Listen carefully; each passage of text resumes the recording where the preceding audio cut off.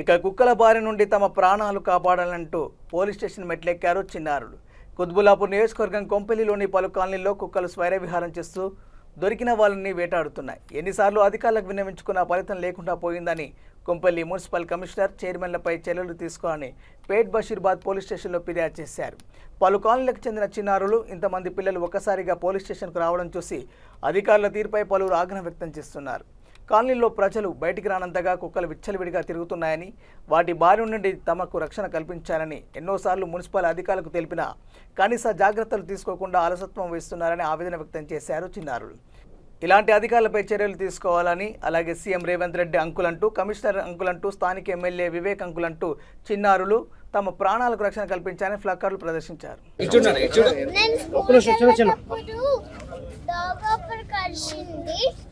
అప్పుడు నేను హాస్పిటల్లో ఇంజెక్షన్ వేసింది.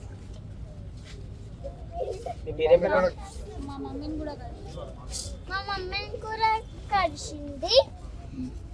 చూడమ్మా, చాలా కుక్కలు ఉన్నాయి. మమ్మల్ని కాపాడండి.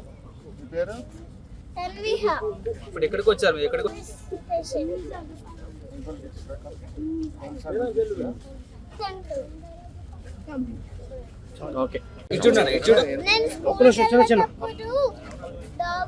కరిచింది. అప్పుడు నేను హాస్పిటల్లో ఇంజెక్షన్ వేసింది. మా మమ్మీని కూడా కరిచింది. చూడమ్మా, చాలా కుక్కలు ఉన్నాయి. మమ్మల్ని కాపాడండి. తన్విహ. ఇప్పుడు ఎక్కడికి వచ్చారు?